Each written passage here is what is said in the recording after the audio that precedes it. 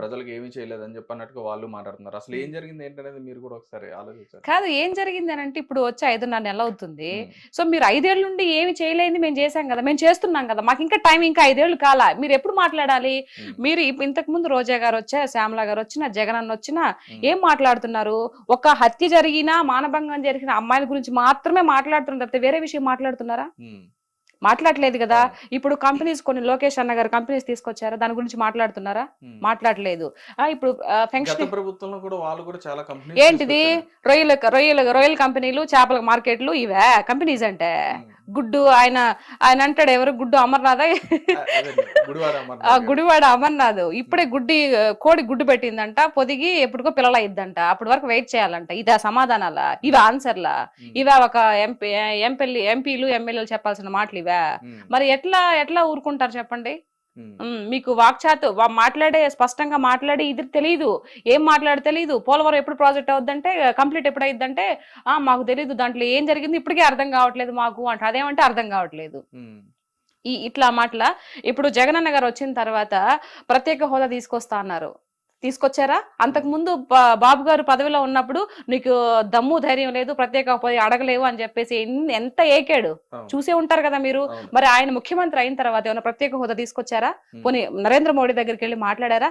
ఎంతసేపటికి వెంకటేశ్వర స్వామి విగ్రహం ఇచ్చి కాళ్ళు మొక్కొస్తాడు తప్పితే మాకు ప్రత్యేక హోదా ఇయ్యా అని చెప్పేసి అడిగారా? అంటే 3 రాజధానులు కూడా పెట్టి, ఒకటి కాదు 3 రాజధానులు పెట్టి చేస్తా, ఒక రాజధాని పెట్టాడా?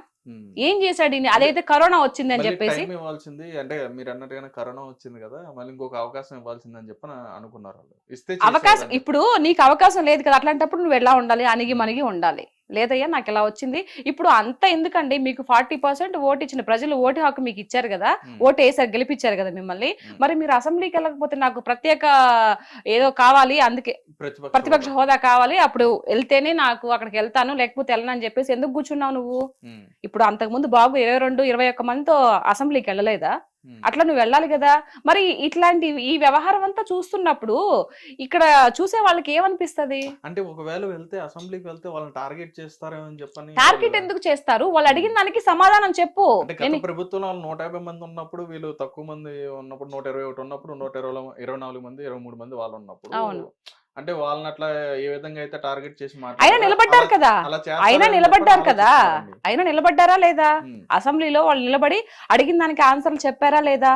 మరి నువ్వు 5 ఏళ్ళు చేస్తున్నప్పుడు అడుగుతారు, ఏంటే ఇది ఇప్పుడు ఇలా చేసావంటే నువ్వు ఉన్నదే తప్పో ఒప్పో ఉన్నదే చెప్పు. తర్వాత విషయం తర్వాత. నీకు మైక్ ఇవ్వకుండా, మాట్లాడేది ఇవ్వకుండా ప్రజలు మొత్తం చూస్తున్నారు కదా అసెంబ్లీలో ఏం మాట్లాడేది.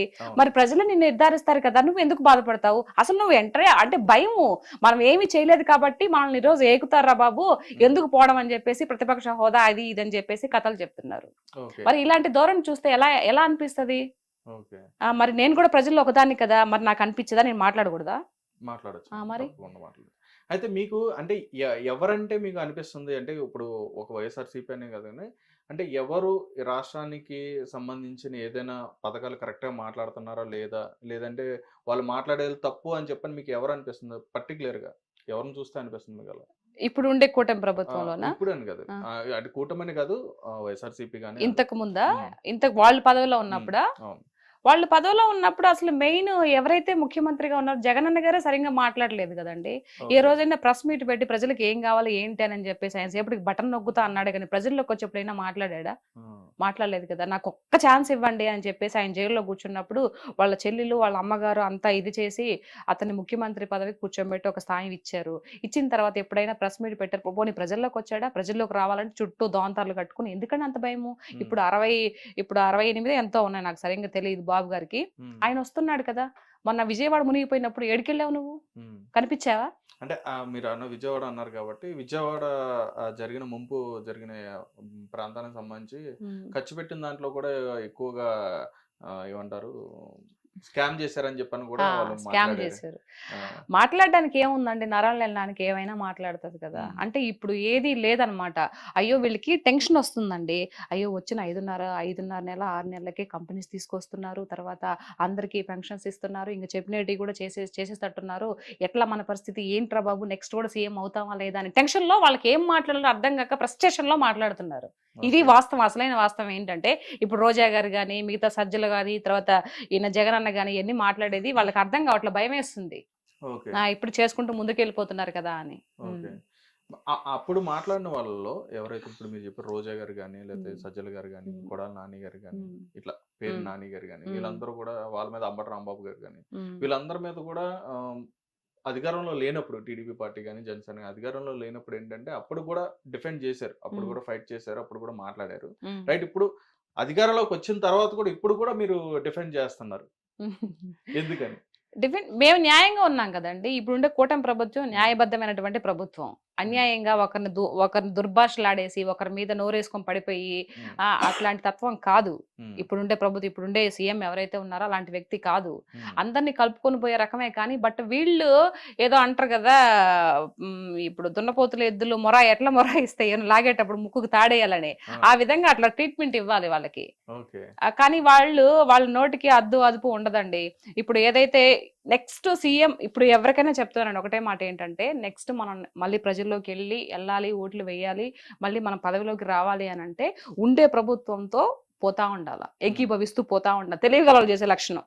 మరి ఎవరు వీళ్ళకి సలహాలు ఇస్తారో నాకు తెలియదు, కానీ ఎంతసేపటికి వాళ్ళు చేసిన మంచి చెప్పకుండా, చెప్పాలి కదా మంచి కూడా, కంపెనీలు వచ్చినాయి తీసుకొచ్చి చెప్పాలి కదా, అవి చెప్పరు. ఎంతసేపటికి ఏదైనా చిన్న మిస్టేక్ ఏదైనా జరిగింది అనుకో, ఎట్లాంటి మిస్టేక్స్ అంటే అవి ఎక్కడో ఒక అమ్మాయిని పాడు చేశారో, లేకపోతే ఏదైనా హత్య జరిగిందో, లేకపోతే ఎవరన్నా ఇట్లా ఏదన్నా చేసుకుంటారు కదా, వాటి గురించి వస్తారండి ముందుకి. ఇంకా మిగతా జరిగిన మంచి గురించి చెప్పరు. అది వీళ్ళు చేసే ధోరణి అన్నమాట ఈ వైఎస్ఆర్సీపీ ప్రభుత్వం నాయకులు. ఇది అంటే పర్టికులర్ గా మీరు రోజా గారిని కానీ, లేదంటే శ్యామలా గారు కానీ, లేకపోతే శ్రీరెడ్డి గారిని కానీ వారి గురించి మాట్లాడడానికి కారణం ఏంటి?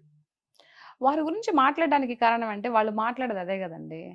ఇప్పుడు సపోజ్ రోజా గారు ఉన్నారు, రోజా గారు సరిగ్గా పరిపాలన చేసి ఉండుంటే, ఆ ప్రజలతో అక్కడ మమేకమైపోయి ఆ ప్రజల బాధలన్నీ తెలుసుకొని ఉండుంటే ఈ రోజు గెలిచుండేది కదా. ఎందుకు గెలవలేదు? మీరు అంటారు మరి అప్పుడు ప్రభుత్వము, అప్పుడు కాదు అప్పుడు ప్రభుత్వము బాబు గారు ఉన్నప్పుడు గెలిచిన వాళ్ళు మళ్ళీ 21 సీట్కి 23 సీట్లకి ఎందుకు వచ్చారని మీరు అడగొచ్చు, క్వశ్చన్ చేయొచ్చు.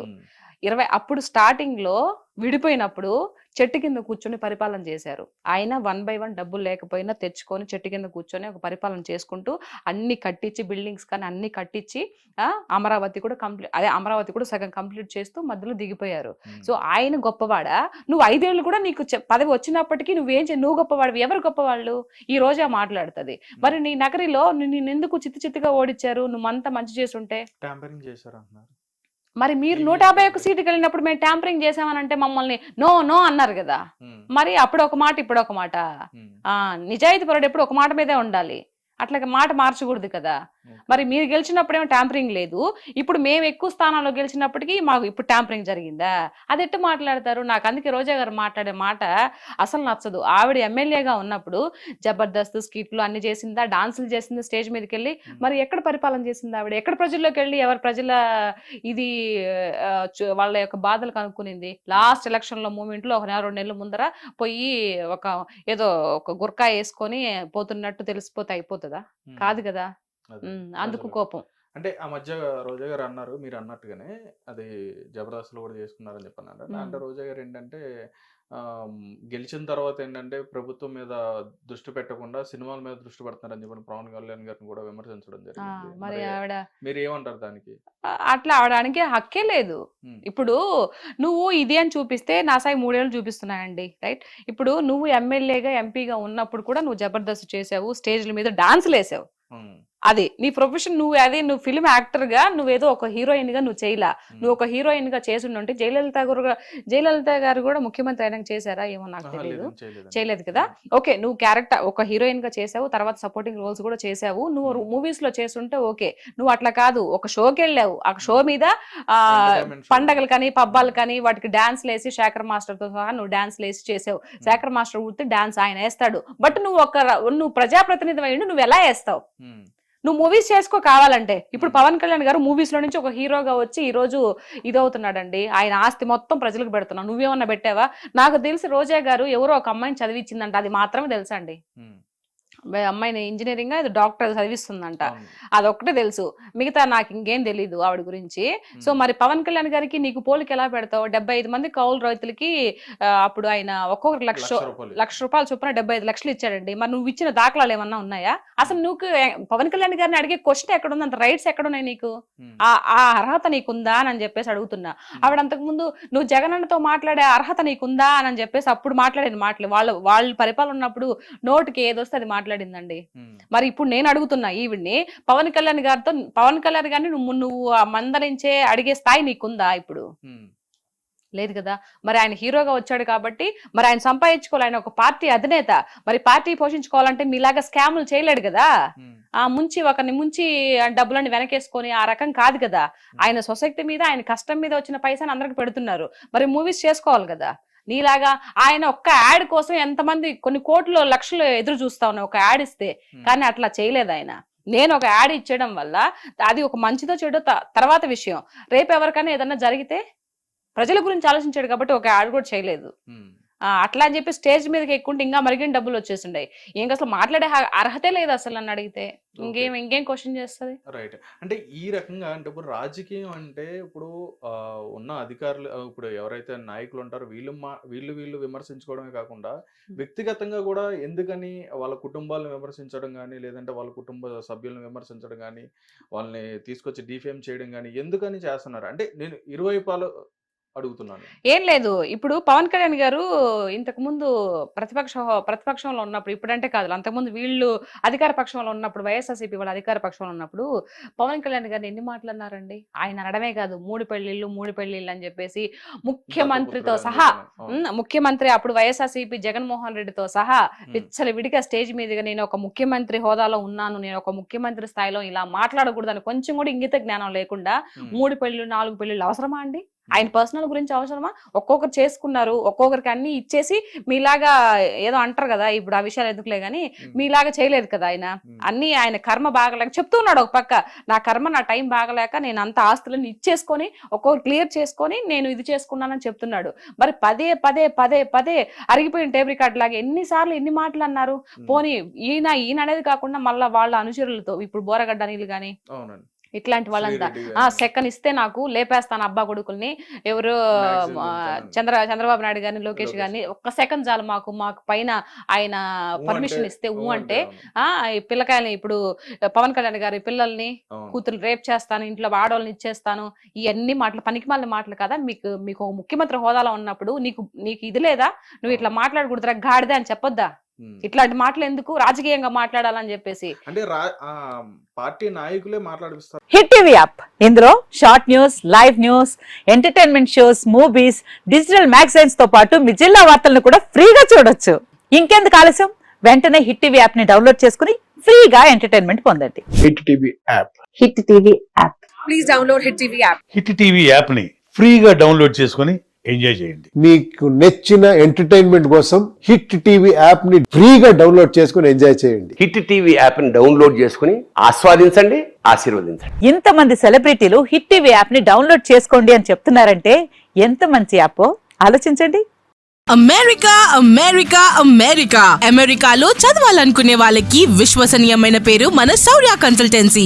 UK లో 1 year masters, 2 years work permit up to 5 years visa. Contact Saurya Consultancy. Contact 89851 89851.